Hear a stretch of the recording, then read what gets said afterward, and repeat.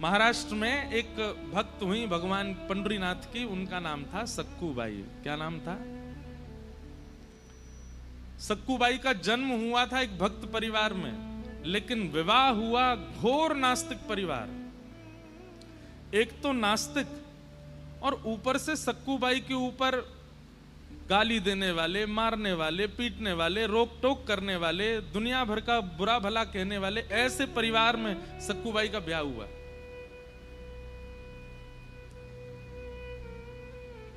एक तो होता है पति विपरीत है लेकिन परिवार अनुकूल है, तो भी माताएं कई बार निर्वहन कर लेती हैं।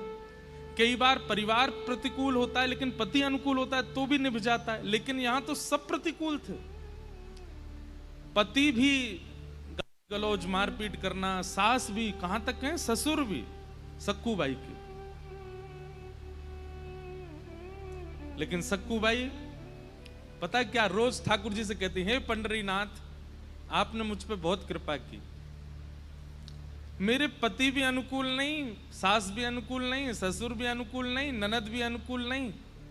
आपने सबको प्रतिकूल बनाया ताकि सबके बट का जो प्रेम है वो आपसे ही हो सके और इनसे कभी ना हो सके।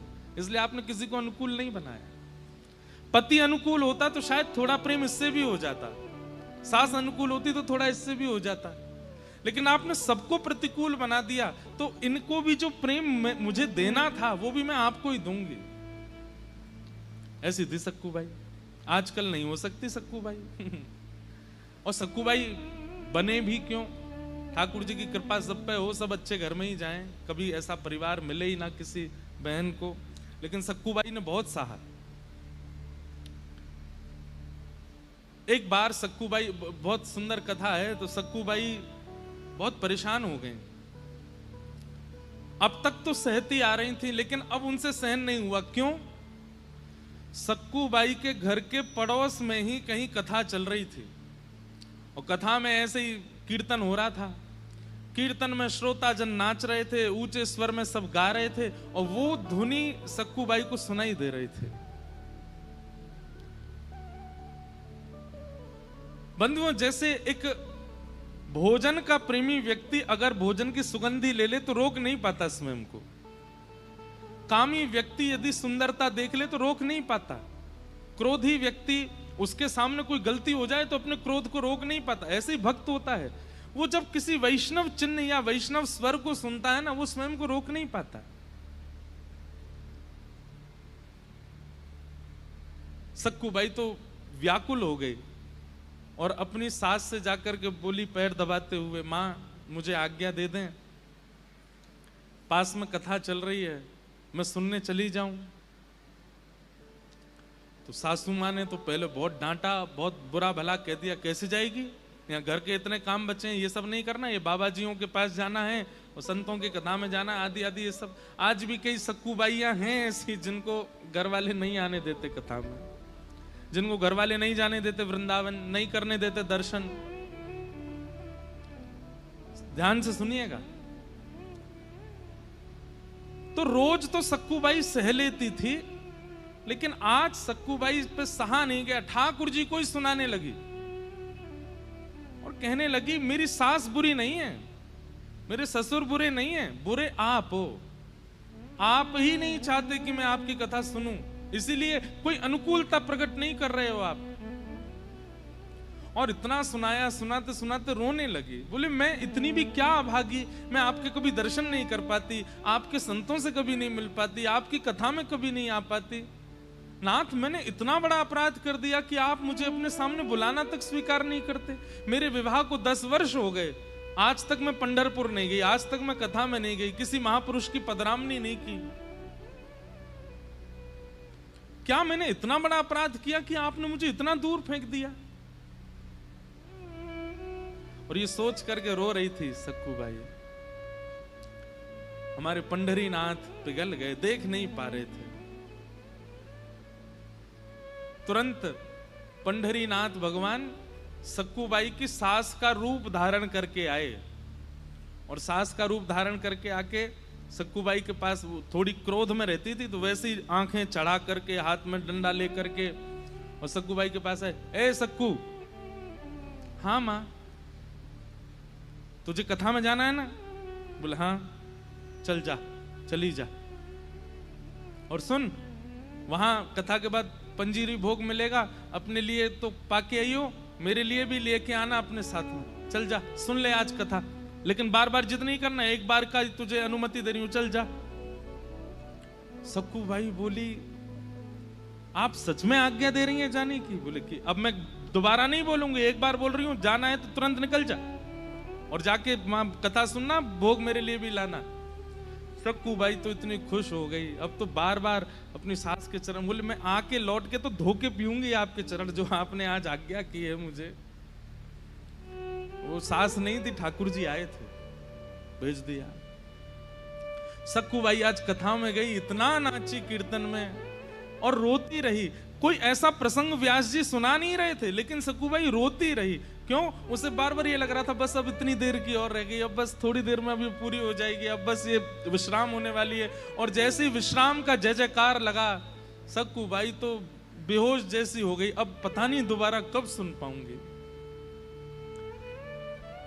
लेकिन सक्कू बाई तो गई थी कथा में, वहां सास ससुर तो 24 घंटा नजर रखते थे, क्या कर रही है, क्या कहां जा रही है, क्या खा रही है, क्या पी रही है, क्या सब नजर रखते थे। तो सास का रूप धारण करके तो सक्कू बाई को भेज दिया कथा में, और सक्कू बाई के जाते ही ठाकुर जी सक्कू बाई बन गए और घर में सारी सेवा करने लगे। बर्तन मांज रहे हैं ठाकुर जी, कपड़े धो रहे, धो करके बढ़िया उनको गई बना बना के धर रहे हैं। वाह, ठाकुर जी सेवा कर रहे हैं, आप ताली बजा रहे हो, बर्तन धो रहे हैं, झाड़ू लगा रहे हैं। सास बोलती, ए सक्कू, ठाकुर जी कहते जी माँ, घी लेके आ, थोड़ा पैर में मेरे मालिश कर दो। ठाकुर जी घी लेके गए, मनी मन सोचने, रुक जा, ऐसी मालिश करूंगा आज तेरी, तू भी याद रखेगी जीवन भर। ठाकुर जी के चरण में हाथ स्पर्श होते ही उसको तो आहा, आज तो सक्कू तेरे हाथ में बड़ो आनंद आ रहा है। ठाकुर जी धीमे धीमे हाथ से, पर जैसे ही नृसिंह वाले हाथ स्पर्श कराते, अरे अरे अरे धीरे कर, धीरे कर, अरे माँ लग गई क्या आपको? नहीं नहीं, आप धीमे धीमे, वो थोड़े क्या है कि बर्तन धोए ना तो कर्कश हो गए हाथ मेरे। चरित्र में तो यहां तक वर्णन है कि जैसे सक्कू बाई को गालियां देती थी, जैसे सक्कू बाई को कभी बाल खींच लेती थी, ऐसे ठाकुर जी के भी करे उन्होंने, गाली दी, ठाकुर जी के भी बाल खींचे, और ठाकुर जी सब सहते रहे। लेकिन आज सहन करके ठाकुर जी बोले, अब सक्कू को इस नरक में नहीं रखना है मुझे। ठाकुर जी काम सब व्यवस्थित करके भीतर की ओर चले गए। इतने में ही वहां कथा पूरी हुई। सक्कू बाई पंजीरी भोग लेकर के घर आई और आकर के जैसे ही मां के सामने पहुंची, सास के सामने पहुंची, लो मां, कथा आज बहुत अच्छी हुई, आज व्यास जी ने ये चरित्र सुनाया था, मैं तो भावुकी हो गई, 10 साल बाद सुनी ना कथा, ये आपके लिए प्रसाद लाई हूं, पालो। सास बोली, सक्कू तू कथा में कब गई? मैं तो दोपहर को ही चली गई थी, अभी संध्या हो गई, रात हो गई, मैं तो पूरी कथा सुन के आई हूं आज। तू मुझे पागल बनाती, तू झूठ बोलती, अभी तू तो यहाँ बैठी थी मेरे, तेने अभी ये मालिश करी है, घी लगाया, ये देख अभी भी पात्र रखा है, ये सब काम करके गई है वो, तू कब कब में चली गई प्रसाद लेके आई? सक्कू बाई बोली, मैं तो थी नहीं यहाँ पे, आपने ही तो बोला था कि जाओ कथा सुन करके आओ, तू यहाँ नहीं थी तो फिर कौन था यहाँ पे?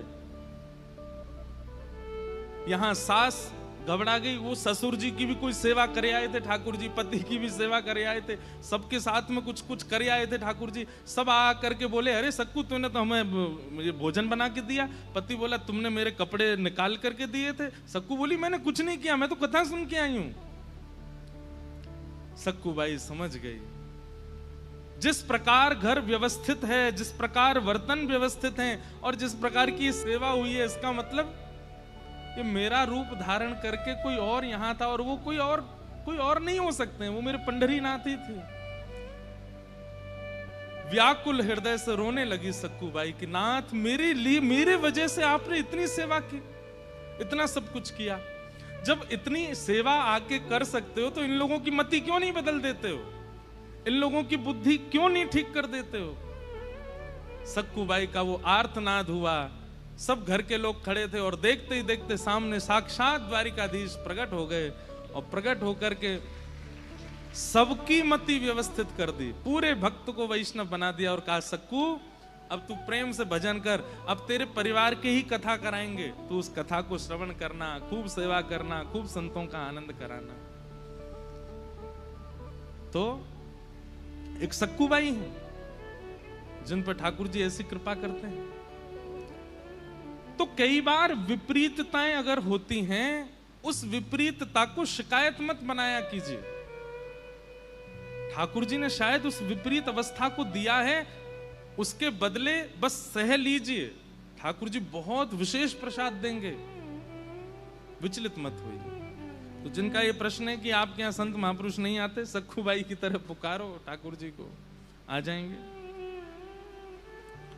किसी का भाव है कि महाराज जी धाम बड़ा है या कथा बड़ी, दोनों विशेष अंतर क्या है? कहने का तात्पर्य है कि जब आपकी कथा में जाना हो तभी किसी धाम से बुलावा आए तो क्या करें? आप लोग हमको पक्षधर मत बोलिएगा, मैं भी वृंदावन से ही आता हूं, लेकिन एक बात है कि धाम अचल स्थान है, वो दिल्ली से 150 किलोमीटर दूर है, आगे से राइट लेना पड़ेगा, लेफ्ट लेना पड़ेगा, साधन लेना पड़ेगा, तब जाकर के आप उस धाम में पहुंचोगे।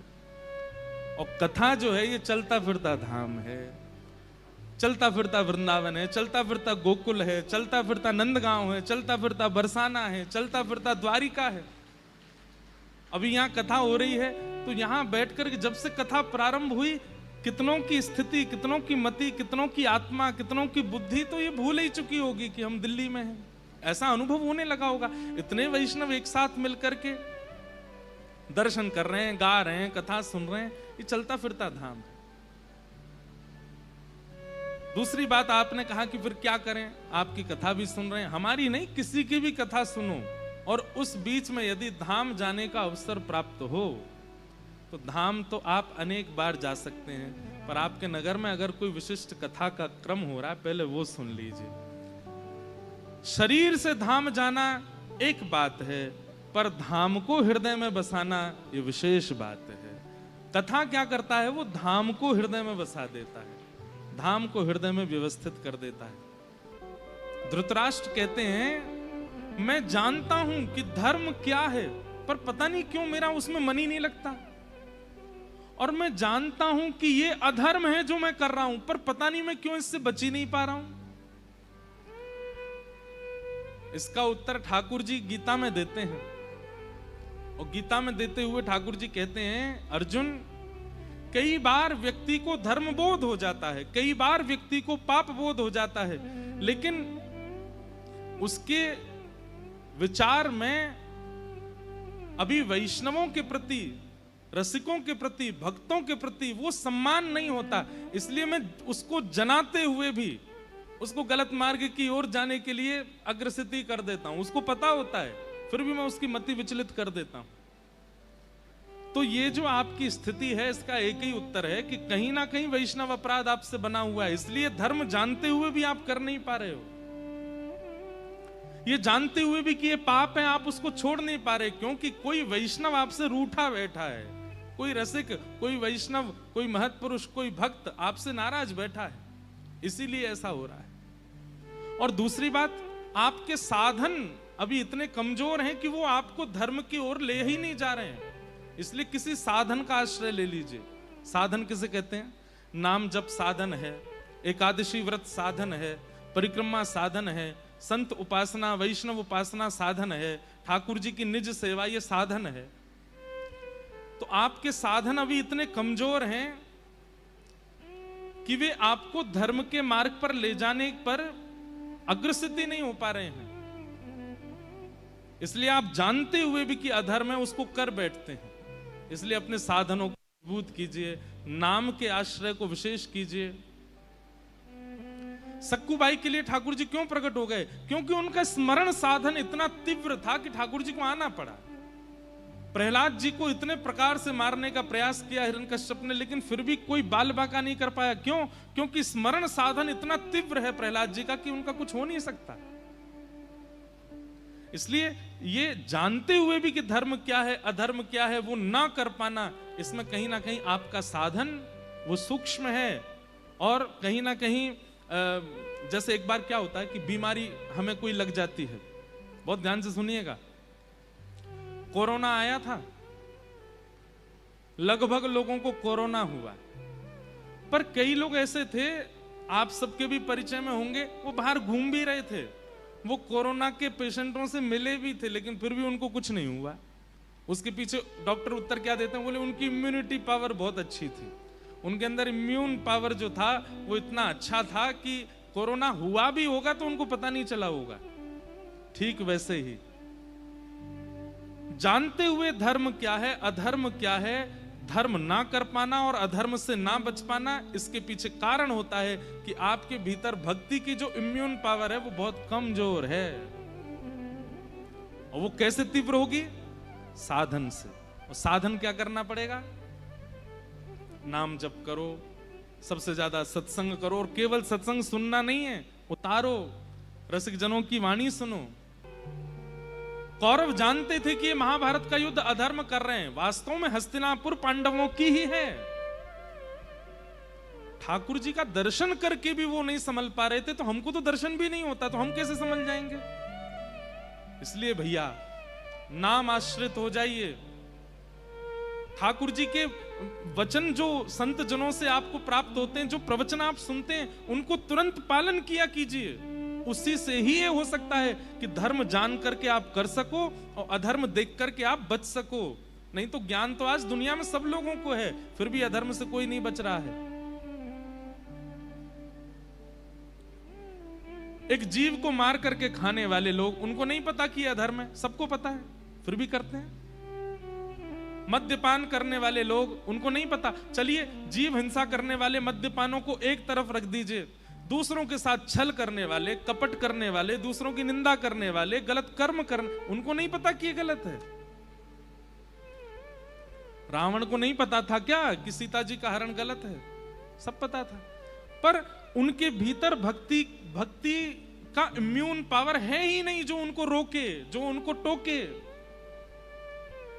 आप विश्वास मानिएगा, एक बात सुनिए, सब लोग इधर देखो मेरी ओर। कई लोग ऐसा बोलते हैं, महाराज हम केदारनाथ गए थे, बस हमारी गिरने ही वाली थी खाई में, ठाकुर जी ने बाल बाल बचाए। ठाकुर जी ने नहीं बचाया आपको, आपकी आयु बची थी इसलिए बच गए आप। एक व्यक्ति की आयु बची थी तो हवाई जहाज गिर गया, फिर भी वो बच गया, और सब मर गए। अब उसमें भी लोग कह रहे हैं कि ठाकुर जी ने उसको बचाया, ठाकुर जी ने उसको बचाया। ऐसा नहीं है, जिसकी आयु जितनी है वो चाहे कितनी भयावह स्थिति में पहुंच जाए वो बच ही जाएगा, क्योंकि आयु अभी शेष है। वास्तव में ठाकुर जी बचाते कब हैं आपको? ठाकुर जी ने आपकी रक्षा की, इसका प्रमाण क्या है?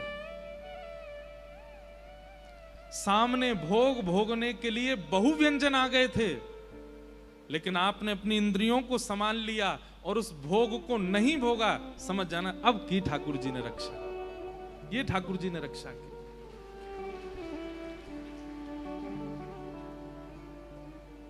असंख्य सुंदर स्त्रियां आ गई सामने, असंख्य सुंदर पुरुष आ गए सामने, असंख्य भोगने के लिए वस्तुएं आ गई सामने, लेकिन आपने अपनी इंद्रियों को विचलित नहीं होने दिया, और आप अपने आप को वशीकृत करते हुए, संभालते हुए कैसे भी उस स्थिति से निकल गए। यहां समझो कि करी ठाकुर जी ने रक्षा।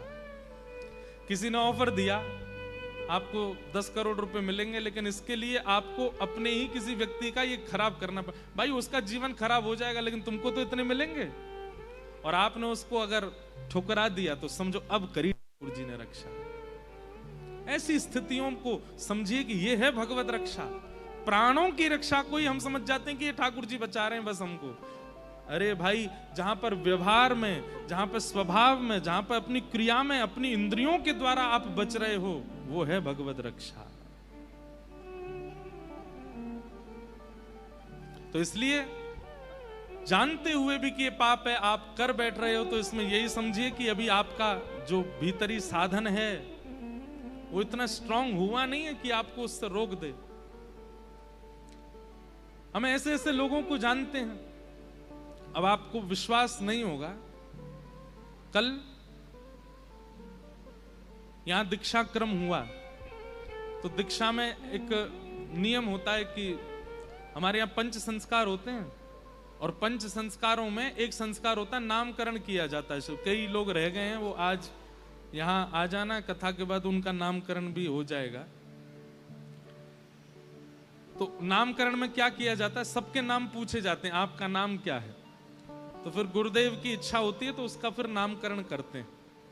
अगर नाम उचित लगता है तो वही नाम रहने देते हैं, और अगर इधर देखो, यहां देख लो, और अगर मन होता है कि नहीं नाम नहीं बदलना तो नहीं बदलते, वही नाम रहने देते हैं।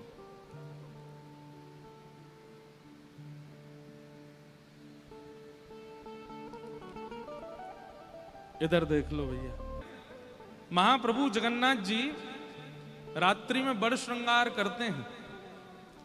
बड़ श्रृंगार का मतलब पूरे दिन में सबसे विशेष श्रृंगार उनका रात में होता है।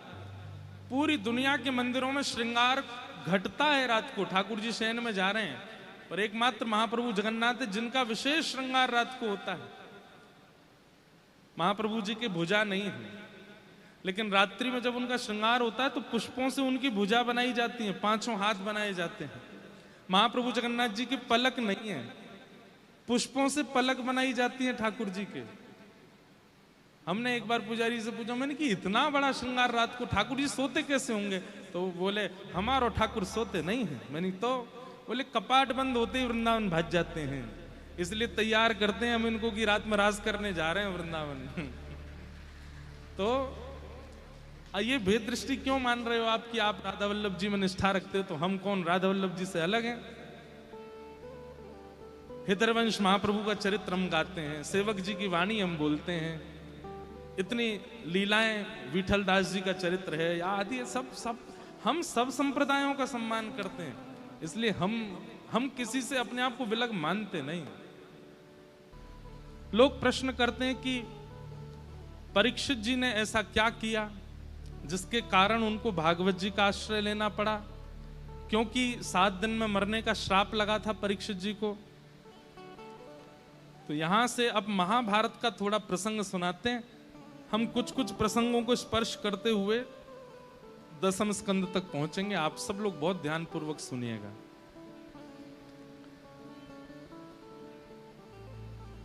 महाभारत का युद्ध विश्राम हो गया।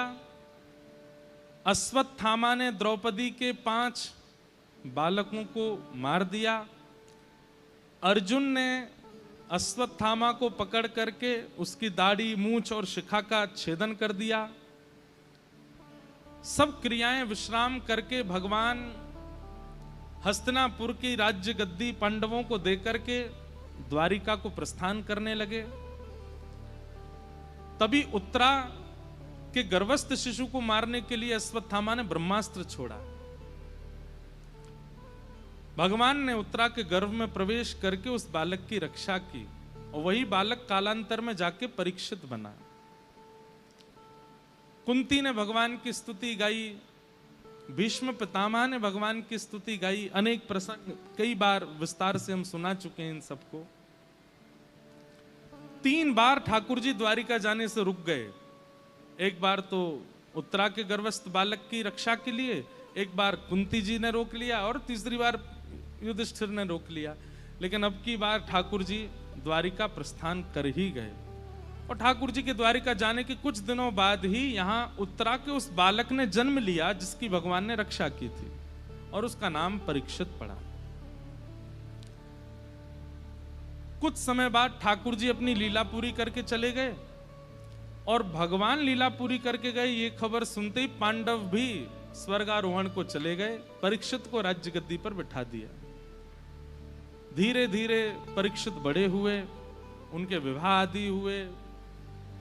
एक दिन कलयुग उनको मिला। कलयुग को उन्होंने राज्य छोड़ के जाने के लिए आज्ञा की, पर कलयुग ने कहा महाराज ये युग क्रम है, मेरा आना तो बनता है, आप कृपा करके मुझे कुछ स्थान दे दीजिए, मैं वहीं रहूंगा। तो 5 स्थान कलयुग के पास हैं आज तक भी।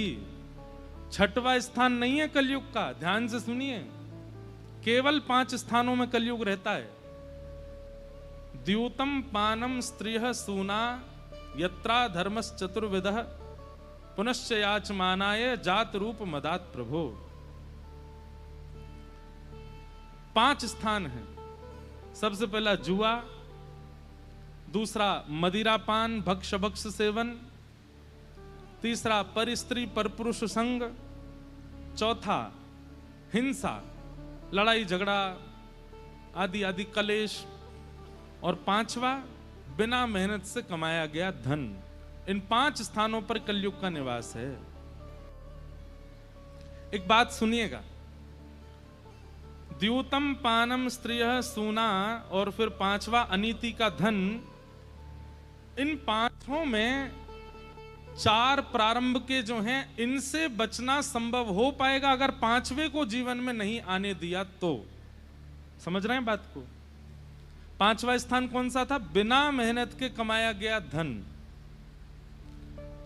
अगर इससे आप बच गए, परिश्रम का त्याग नहीं किया, तो फिर ये बाकी के 4 जो हैं ये जीवन में नहीं आएंगे। यदि कोई व्यक्ति परिश्रम से धन का संचय करता है तो उसके जीवन में जुआ नहीं आएगा, द्यूतम नहीं आएगा, पानम नहीं आएगा, परिस्त्री संग आदि सब ये सब नहीं आएंगे। इन 4 का प्रादुर्भाव भी तब होता है व्यक्ति जब अनीति से धन कमाता है। पारिश्रमिक व्यक्ति कभी नहीं जाता जुआ खेलने, परिश्रमी व्यक्ति कभी नहीं पीता मद्यपान और आदि ये सब नहीं करता। परिश्रमी व्यक्ति, मेहनती व्यक्ति परिस्त्री पर पुरुष संग नहीं करता, और परिश्रमी व्यक्ति किसी से विवाद भी नहीं करता। लेकिन जब व्यक्ति परिश्रम का त्याग कर देता है तो उसके जीवन में ये 4 का आने का भय लगा ही रहता है। इसलिए आपको ये 4 संभालने हैं तो 5वां संभाल लीजिए। 1 रुपया भी कमाने का अवसर मिले तो ये प्रयास कीजिए कि मेहनत करके हो। यदुवंश के नाश का कारण भी यही बना क्योंकि संपत्ति श्री कृष्ण की है, और यदुवंशी सब सोचते हैं कि श्री कृष्ण हमारे हैं तो संपत्ति भी सब हमारी है, परिश्रम करना नहीं है। ये बात याद रखिएगा। हमारे भारत में एक परंपरा है कि माता पिता इतना कमा के रख देते हैं कि बालकों को परिश्रम ना करना पड़े, पर यह सोच अच्छी नहीं है। हाँ, आप कमा लीजिए, आप व्यवस्थित कर दीजिए उनके लिए, लेकिन उनको फिर भी परिश्रम करवाया कीजिए। अधिकतर देखा जाता है कि कथा ना सुनने वालों में सबसे ज्यादा बालकों की संख्या उन घरों की है जो बहुत धनवान है। यहां पे बैठे होंगे लेकिन उनके आंकड़े देखेंगे तो आप 10-15% ही वो बालक होंगे जो अच्छे घर से हैं। अच्छे घर से का मतलब है खूब धनवान घर से हैं। खूब धनवान घर से का मतलब है कि दिन में 5 बार भोजन बनता है। बाकी जो लोग सत्संग में आते हैं, कथा सुनते हैं, वृंदावन जाते हैं, अपने नित्य भगवत सेवा में लगे, अधिकतर वो लोग होंगे जो बहुत परिश्रम करते हैं। एक 1000 रुपए कमाने के लिए भी उनको बहुत परिश्रम करना पड़ता है। वो फिर भी अपने परिश्रम से समय निकाल के वृंदावन जाते हैं, गिरिराज जी जाते हैं, संतों को प्रणाम करते हैं। धनवान बच्चे ये सब नहीं करते। इसलिए हमारी आपसे प्रार्थना, विशेष रूप से दिल्ली के माता पिताओं से, कि बच्चों को अगर आप संभालना चाहते हैं तो धनवान हैं ये बचपन से उनको पता मत लगने दीजिए। यहीं से ही बुद्धि भ्रमित होती, उनको लगता है हमको क्या करना, पिताजी ने इतना कमाया, किसके लिए कमाया, हम इसको उड़ाएं क्यों नहीं। इसलिए कलयुग के इन 4 प्रचंड रूपों से बचना है तो 5वें रूप को आप सुधार लीजिए। अनीति से धन को घर में आने ही मत दीजिए। अभी कोविड टाइम में एक नया प्रोसेस शुरू हुआ था, वर्क फ्रॉम होम, घर से काम करो। सब जानते हैं कि घर से काम करने वाले कैसे कर रहे थे।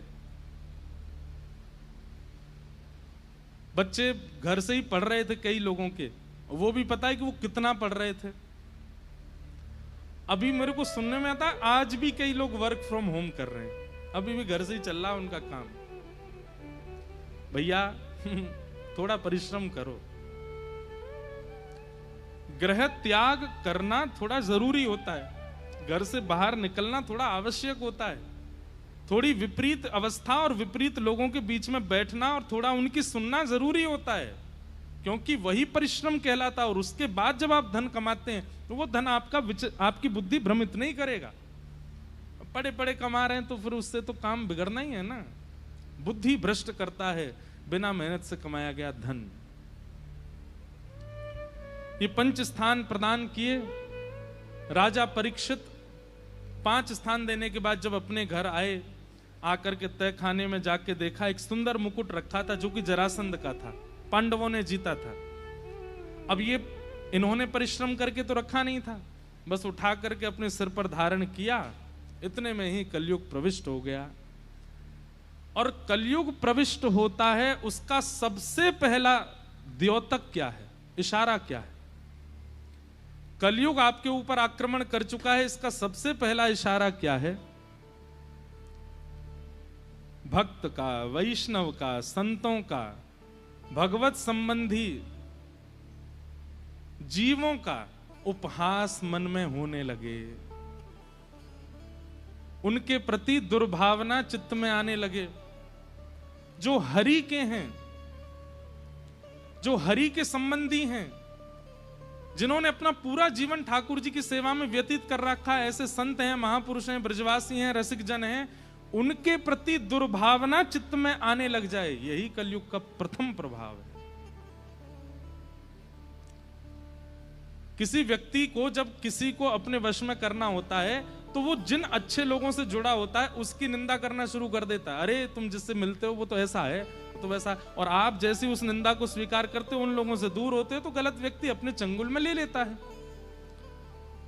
कलयुग का सबसे पहला प्रभाव होता है कि ये धार्मिक स्थानों से, धार्मिक प्रवचनों से, धार्मिक लोगों को आपकी दृष्टि में गिराना शुरू करता है। उनके प्रति दुर्भाव आपके चित्त में आने लग जाते हैं। बस उसी समय समझ जाइए कि कलयुग आ चुका है। आप कलयुग के चपेटे में आ चुके हैं, इससे बचिए।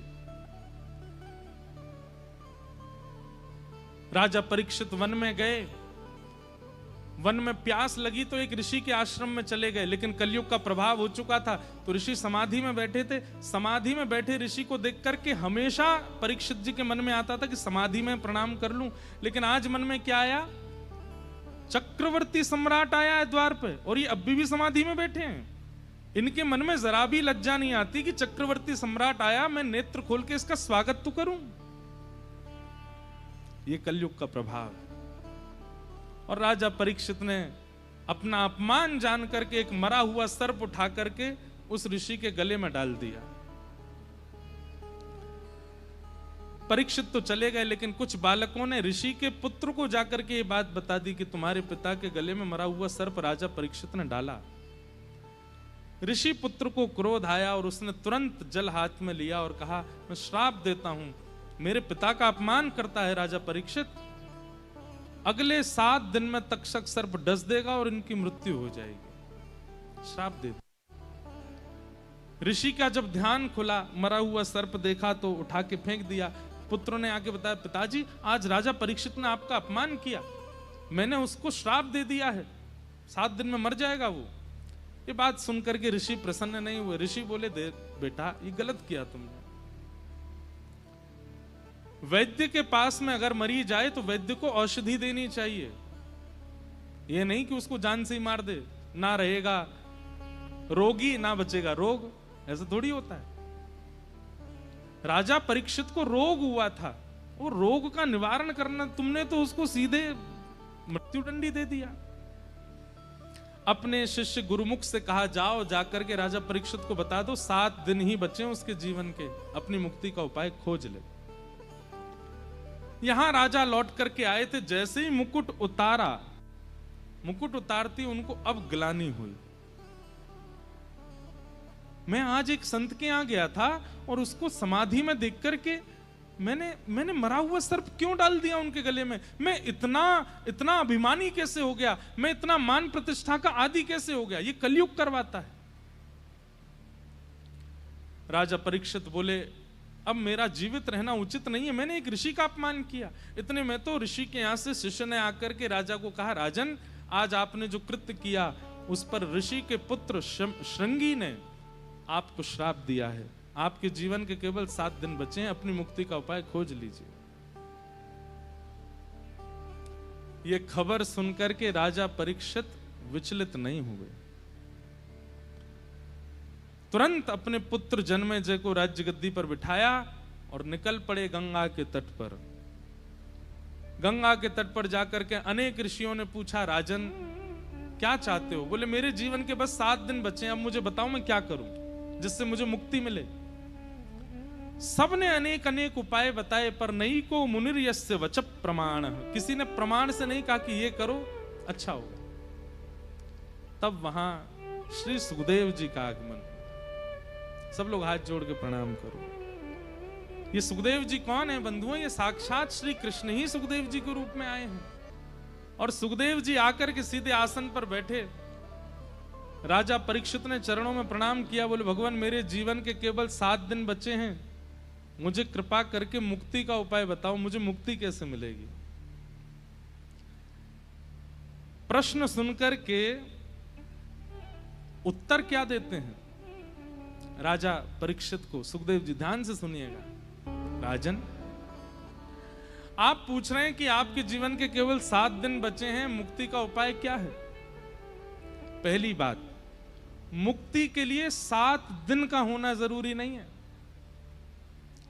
मुक्ति के लिए 7 घंटे का होना जरूरी नहीं है, मुक्ति के लिए 7 मिनट का होना जरूरी नहीं है, मुक्ति के लिए 7 सेकंड का होना भी जरूरी नहीं है। तो बोले एक क्षण। एक बात ध्यान से सुनिएगा, जीवन भर गलत किया, जीवन भर विपरीत किया,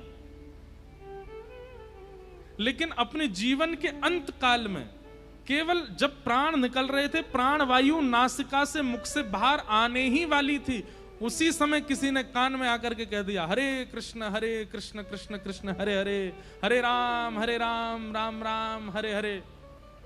बस ये जितनी देर में महामंत्र बोला गया, इतनी देर के ही प्राण बचे थे। तो कहते हैं उस अंतिम काल में भगवत नाम सुनने मात्र से जीवन में किए गए समस्त पाप विनाश करके ठाकुर जी आपको मुक्ति प्रदान कर देते हैं। जीवन में जितना कुछ भी आपने किया सब रबड़ से मिट जाता है, कुछ नहीं बचता। फिर राजन आप कह रहे हो कि आपको मुक्ति चाहिए और 7 दिन में चाहिए, ये सुनकर के मुझे आश्चर्य हो रहा है, क्योंकि मुक्ति के लिए 7 दिन की आवश्यकता नहीं होती है, मुक्ति के लिए तो एक क्षण।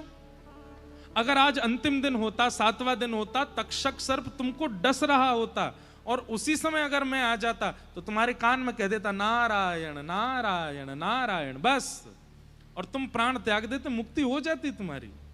मुक्ति के लिए कोई बहुत साधन नहीं करने होते, अंते नारायण स्मृति। लेकिन ध्यान से सुनिएगा, फिर आप कहोगे महाराज जी तो फिर काहे को हमको 20 साल की उम्र से ही भजन करवा रहे हो, अभी से काहे को भजन में लगा रहे हो?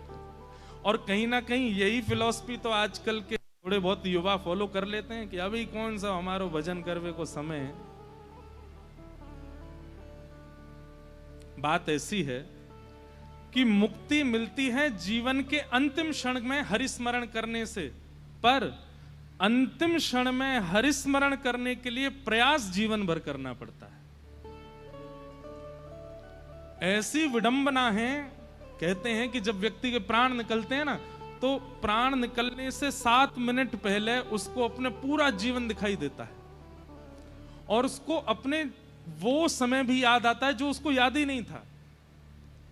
जब व्यक्ति स्वाभाविक मृत्यु प्राप्त करता, मतलब सहज मृत्यु, जो उसके जीवन की सहज मृत्यु है, जिसमें वो बिस्तर पर लेटा है, बस प्राण निकलने को होने वाले, उन 7 मिनटों में उसको सब याद आ जाता है। मेरा जन्म हुआ था, कौन से हॉस्पिटल में हुआ था, सबसे पहले मुझे गोद में किसने लिया था, ये भी याद आ जाता है उसको। सबसे पहले मैंने कौन सा शब्द बोला था, मुझे कौन सा खिलौना पिता ने ला करके दिया था, मैं कहाँ गया था, मेरे मित्र कौन बने थे, मैं किससे मिला था, मेरा विवाह किससे हुआ, मेरे बच्चे कैसे हुए, बच्चे बड़े हो गए, फिर मुझे कितना सृष्टि प्रसंग सुनाया गया, स्वयंभू मनु, वहां पर हिरण्याक्ष और हिरण्यकश्यप के प्रादुर्भाव की भी कथा सुनाई गई। आप सबको कथा पता है। सनक सनंदन सनातन सनत कुमार भगवान का दर्शन करने के लिए गए। जय विजय पार्षदों ने उनको रोक दिया, जिससे क्रुद्ध होकर के उन्होंने श्राप दे दिया, जाओ तुम राक्षस बन जाओ, भगवान के द्वारपाल बनने लायक तुम्हारे लक्षण है नहीं, महापुरुषों को रोकते हो। ठाकुर जी तुरंत आ गए, बोले कि ये राक्षस बनेंगे तो इन पर अनुग्रह करने के लिए मैं भी अवतार धारण करूंगा। तो 3 युगों में ये 3 बार राक्षस बनेंगे और मैं 4 बार अवतार धारण करूंगा। तब सतयुग में जय और विजय हिरण्याक्ष हिरण्यकश्यप बनकर के आए और उनके उद्धार के लिए भगवान वराह और नृसिंह बनकर के आए। त्रेता में वही रावण कुंभकर्ण बन के आए और ठाकुर जी उन पर उद्धार करने के लिए राम बन करके आए, प्रभु श्री राम के रूप में प्रकट हुए। द्वापर में वही शिशुपाल और दंतवक्र के रूप में आए और ठाकुर जी उनका उद्धार करने के लिए श्री कृष्ण रूप में पधारे। वे तो 3 ही बार राक्षस बने, पर ठाकुर जी 4 बार अवतार लिए, वराह, नृसिंह, श्री राम और श्री कृष्ण। तो वहां पर उनके प्रादुर्भाव की कथा बताई और आगे पृथ्वी के प्रथम मानव स्वयंभू मनु और शत्रुपा, इनसे कथा का प्रारंभ हुआ। पृथ्वी पर आने वाले सबसे पहले मानव का नाम है स्वयंभू मनु, और स्वयंभू मनु के 3 पुत्री और 2 पुत्र हुए। आकुति, देवहूति, प्रसूति, ये 3 बेटी हैं। प्रियव्रत और उत्तानपाद ये 2 पुत्र हैं। तो आकुति, देवहूति, प्रसूति, इनमें से देवहूति जी का प्रसंग अब यहां सुनाया गया। देवहूति जी का विवाह कर्दम ऋषि से हुआ और इनके यहां भगवान कपिल का प्रादुर्भाव हुआ। बोलो कपिल भगवान की। अनेक बार मैंने ये प्रसंग सब वैसे खूब विस्तार से सुना रखे हैं। कर्दम ऋषि ने 1000 वर्ष तक तपस्या की थी। आजकल बहुत ऐसी बातें आ रही हैं सुनने में कि मातृशक्ति का सम्मान नहीं कर रहे, माताओं को ऐसा बोलते हैं, या कहीं भी कुछ भी, पता नहीं कहां से ये बात हम लोगों के बुद्धि में आ गई है। कभी भारत के अड़ोस पड़ोस में भी झांक करके देखा कीजिए, भारत जैसा, हाँ लाली ले लूंगा, बैठ जा, अच्छा किसी को दे दो, हम तक आ जाएगा, है सब लोग इधर देखो। ये बेचारी लाली तब जब से कथा शुरू हुई है तब से ऐसे ही बैठी, हाँ ले लेंगे, बैठ जाओ, हाँ हमको मिल गया, जाओ बैठ जाओ। क्या बता रहा था मैं? हाँ, माताएं बहनें, आप लोग जिस राज्य में बैठे हैं वहां की मुख्यमंत्री भी एक माता जी हैं। आप लोग जिस राष्ट्र में बैठे हैं वहां की राष्ट्रपति एक माता जी हैं। कहां तक कहें, हमारे राष्ट्र को भी भारत पिता नहीं कहा जाता, भारत माता ही कहा जाता है। और ऐसे भारत राष्ट्र में रहने के बाद आप ये कह रहे हैं कि माताओं को हमारे यहां ऐसे कहा जाता है, ऐसे कर दिया जाता है। भाई लोगों को तो बचपन से सुनाया गया, और सुना लो, हमको तो तैयार बैठे हैं, हम तो कोई हमको कहने में कोई वो नहीं है। लेकिन इस प्रकार की भावना नहीं करनी। अब देखिए सुनो, कर्दम ऋषि ने 1000 साल तक तपस्या की और 1000 साल बाद जब ठाकुर जी प्रकट हुए तो कर्दम ऋषि ने इससे कहा वरदान मांगो, क्या चाहिए? तो कर्दम ऋषि कहते हैं कि तथा सचाहम परिवोडु काम समान शीलाम ग्रह में दधेनुम। हे नाथ, मैं एक बड़ी सुंदर सुशील गुणवान गौ जैसे स्वभाव वाली और सबसे विशेष लक्षण, मैं आपसे जितना प्रेम करता हूं मुझसे भी अधिक आपसे प्रेम करने वाली एक कन्या से मेरा विवाह हो जाए, ये कृपा कर दो। ठाकुर जी बोले भले आदमी, तेने 1000 साल इसमें निकाले, इसके लिए तप किया। मुझे तो लगा था कि भाई 1000 वर्ष बाद ये वरदान मांगने को कहूंगा तो रसातल मांगेगा, ब्रह्मांड मांगेगा, कुछ मांगेगा, तुम क्या मांग रहे हो? हाँ प्रभु, क्योंकि आपके द्वारा बनाई गई मातृशक्ति रत्न एक ऐसा रत्न है जिसके लिए 1000 वर्ष भी तप करना पड़े तो कम है। एक प्रकार से कर्दम ऋषि कह रहे हैं कि भाई विवाह से पहले भाई लोगों को तप करना चाहिए, एक सुयोग्य कन्या उनके जीवन में आवे उसके लिए। लेकिन उल्टा होता है, माताएं तप करती हैं, कभी व्रत कर रही हैं, कभी जो जिनके ब्याह नहीं होते कुंवारी कन्याएं कभी ये कर रही हैं कभी वो कर।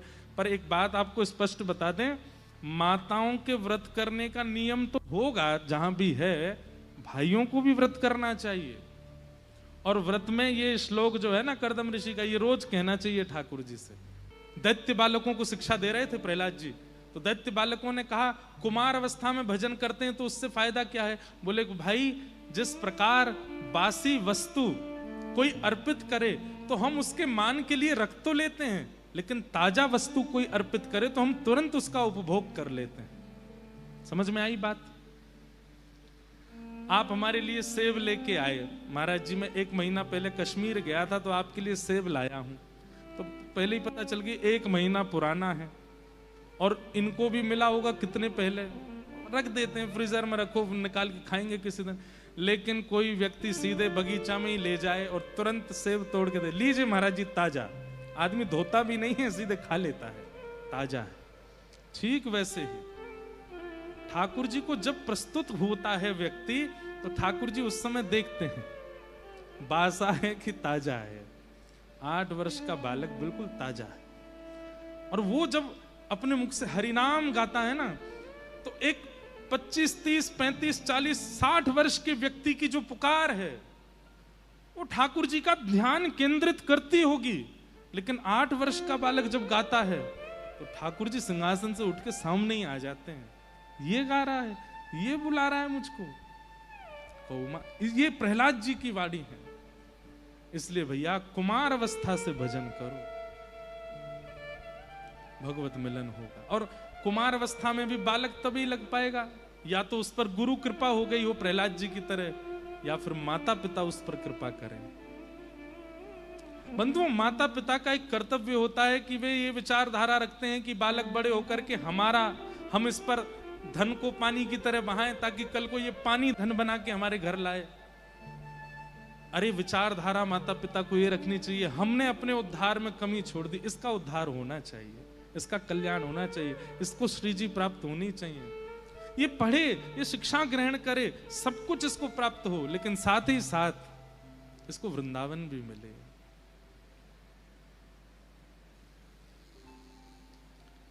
हम निकल तो पड़े हैं बहुत कम आयु से ही भक्ति के मार्ग पर। 10 साल हो गए हमको कथा करते हुए, जब 18 साल के थे जब कथा शुरू की। पर कभी कभी डर लगता है कि जब हम होंगे 50 के तब कथा कौन सुनेगा, क्योंकि अभी जो कथा सुनने वाले हैं ये सब तो सब लोग पहुंच चुके होंगे भगवत धाम में, अधिकतर लोग। कई युवा, वैसे युवा बहुत आते हैं, सब जगह आप देखो कितने युवा आते हैं, पर फिर भी और जनरेशन्स देख करके फिर मन में भय तो होता है कि राम मंदिर के लिए इतना लोग लड़े, राम मंदिर बन भी गया, आज वृंदावन में भी सब निर्माण कार्य सब कर रहे हैं, सब जगह इतना निर्माण हो तो रहा है, पर जाएगा कौन? भक्ति का स्वरूप, भक्ति का स्वभाव कुमार अवस्था से बालकों में आवे, ये प्रयास करो। तो श्री प्रहलाद जी 4 वर्ष की आयु में अपनी सौतेली माता की डांट सुनकर के वन में चले गए। कथा सबको पता है। वन में जाकर के उन्होंने तप किया 5 महीने में, 5 महीने में ही ठाकुर जी आ गए। और श्रीमद् भागवत में वर्णन है कि प्रहलाद जी के तप को देख करके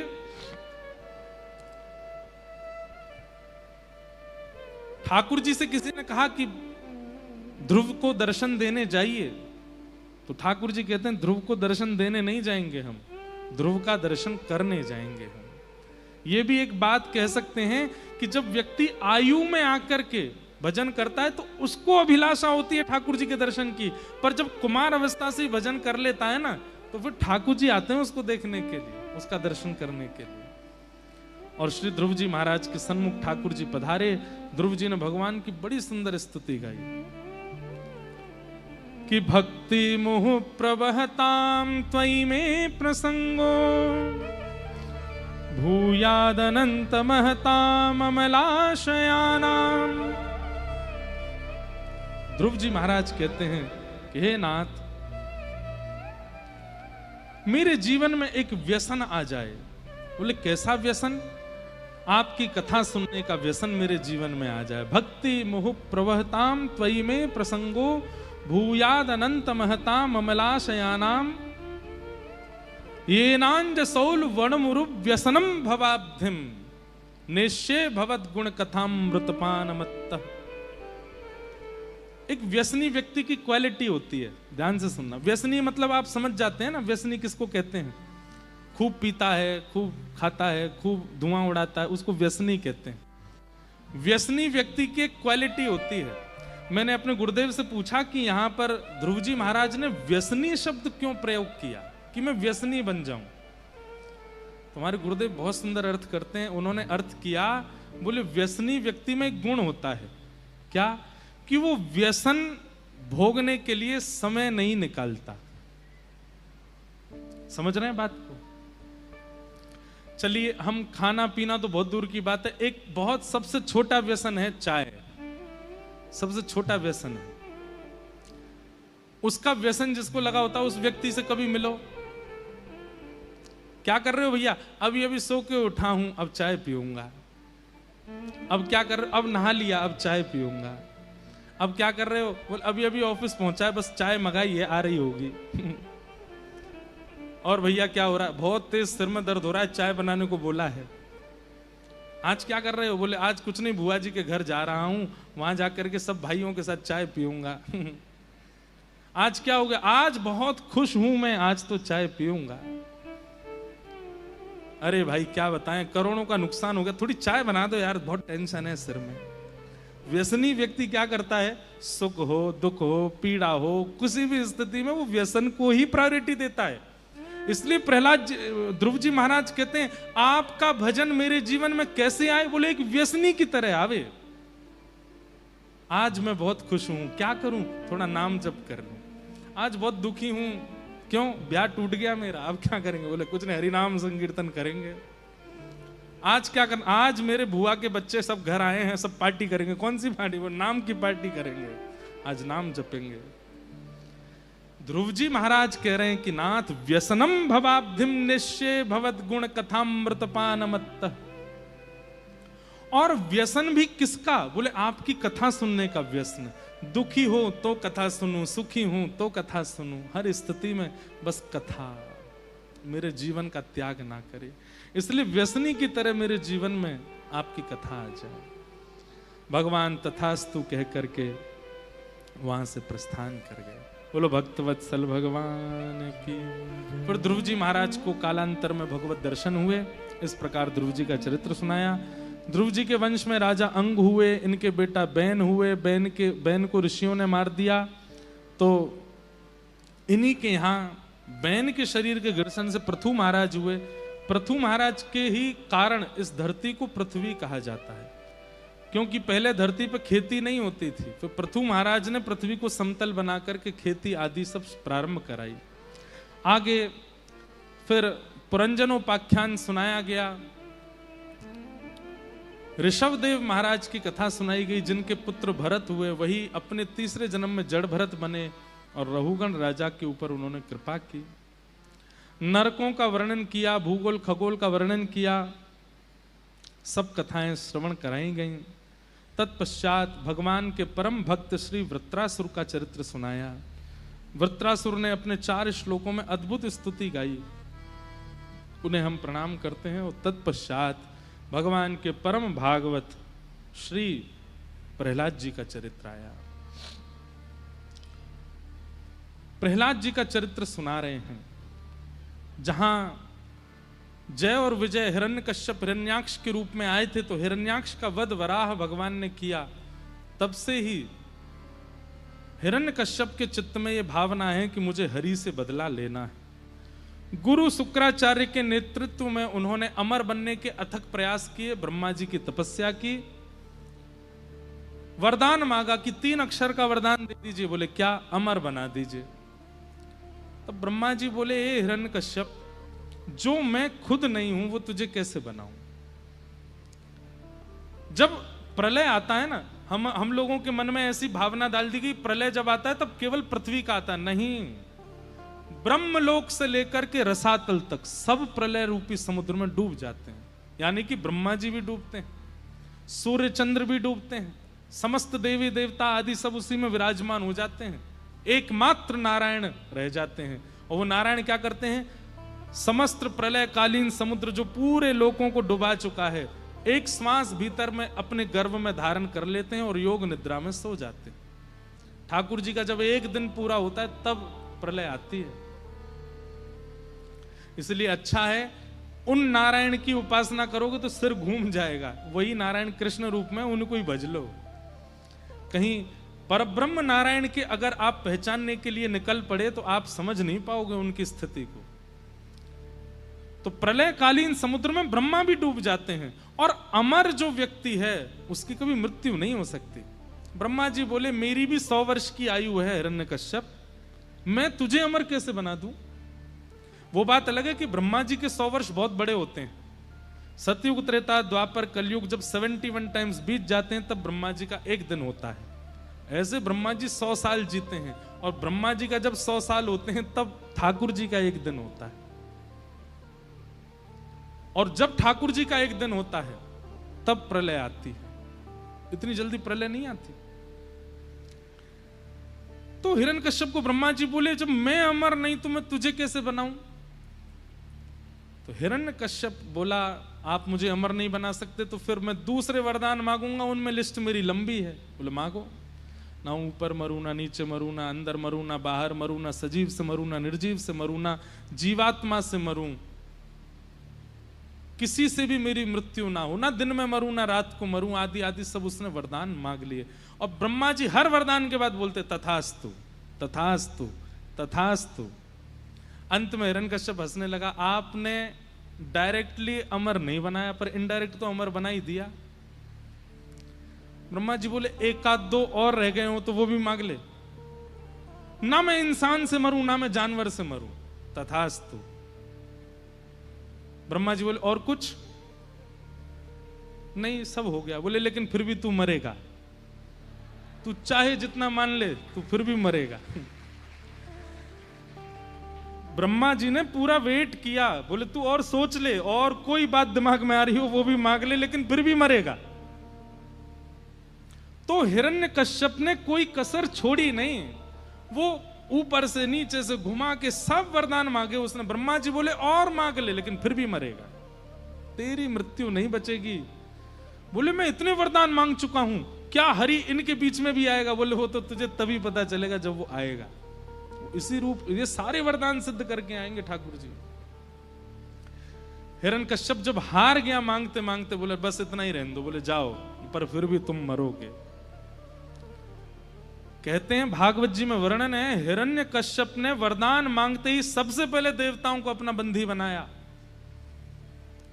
हिरण्यकश्यप के राज्य में सब दुखी थे एक को छोड़ के। भागवत जी में वर्णन है इस बात का। किसको छोड़ के? सब दुखी थे, केवल पृथ्वी प्रसन्न थी। क्यों? क्योंकि नहीं, केवल किसान खुश थे हिरण्यकश्यप के राज्य में। क्यों?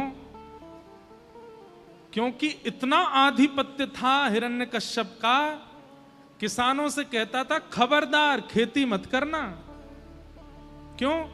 जो बोलोगे वो अनाज पृथ्वी को बिना बीजारोपण किए प्रकट करना पड़ेगा, और अगर इसने ऐसा नहीं किया तो इस पृथ्वी को चकनाचूर कर दूंगा मैं। इसकी वजह से मेरे भाई की मृत्यु हुई थी। तो किसानों को कुछ नहीं करना पड़ता था, बैठे रहते थे। हे पृथ्वी महारानी जरा आम प्रकट कर दो, तो पृथ्वी को आम प्रकट करना पड़ता था हिरण्यकश्यप के भय के कारण। ऐसा भय था हिरण्यकश्यप का। लेकिन देखो संत कृपा कैसी होती है। गर्भवती कयाधु पर दृष्टि पड़ गई नारद जी के, और श्री नारद जी महाराज ने कयाधु को जब हिरण्यकश्यप तप में था बस उतने काल में भागवत और भगवान के चरित्र सुना दिए। गर्भ में बैठे बैठे श्री प्रहलाद जी महाराज समस्त चरित्र सुन रहे थे, और जब समय आया तो ऐसे विपरीत परिवार में, ऐसे विपरीत कुल में महाभागवत श्री प्रहलाद जी का प्रादुर्भाव हुआ। बोलो भक्त वत्सल भगवान की। जो काम कभी कभी ठाकुर जी नहीं कर पाते ना, वो उनके भक्त कर देते हैं। ठाकुर जी चाहते तो हिरण्यकश्यप हिरण्याक्ष में से एक को भक्त बना देते, नहीं बनाया। लेकिन ठाकुर जी के भक्त श्री नारद जी ने दिमाग लगाया और कयाधु गर्भवती थी, उसको जाकर के कथा सुना दी। और भागवत जी में ऐसा वर्णन है कि 7वां महीना जब होता है बालक का गर्भ में, उस समय माताओं को कथा निश्चित रूप से श्रवण करनी चाहिए, क्योंकि उस समय आज हमने बोला नहीं कपिल विभूति संवाद, कपिल विभूति संवाद में प्रसंग आता है कि गर्भ का बालक स्तुति करता है और ठाकुर जी से क्या क्या मांगता है। वहां ठाकुर जी बताते हैं कि जब 7वें महीने में बालक होता है ना, उस समय वो बहुत भक्ति करता है। उस समय वो ठाकुर जी से प्रार्थना करता, नाथ मुझे यहां नरक से निकालो, मैं आपको वचन देता हूं, मैं इतना भजन करूंगा, इतनी भक्ति करूंगा, इतना आपका नाम ध्यान करूंगा। ठाकुर जी कहते हैं लेकिन जन्म लेके तो तुम सब भूल जाओगे। तब बालक कहता है, नाथ मेरी मां को समझाइए, मैं अभी इस अवस्था में हूं, वो जो सुनेगी, वो जो करेगी, वो जो देखेगी, वो मेरे हृदय में, मेरे स्वरूप में, मेरे व्यवहार में आ जाएगा। इसलिए 7वें महीने के बालक के जब गर्भ में आगमन, 7वां महीना जब होता है, उस समय मां जो क्रिया करती है वैसा व्यवहार बालक का बनता है। कयाधु 7वें महीने में थी, तब प्रहलाद जी को नारद जी कथा सुना रहे और जन्म हुआ कयाधु के गर्भ से भक्त प्रहलाद जी का। वर्णन ऐसा भी आता है कि कयाधु ने संकल्प लिया था, जब तक मेरे पति लौट के नहीं आएंगे तब तक मैं जन्म नहीं दूंगी। तो ऐसी भी कथा है कि अनेक वर्षों तक प्रहलाद जी गर्भ में रहे और कथा सुनते ही रहे। और अनेक वर्ष बाद जब हिरण्यकश्यपु वापस आ गए, तब प्रहलाद जी का प्रादुर्भाव हुआ। विपरीत परिवार, विपरीत व्यवस्था, विपरीत हवा, विपरीत भोजन, विपरीत सब कुछ, लेकिन श्री प्रहलाद जी का भजन। एक बहुत सुंदर पद है,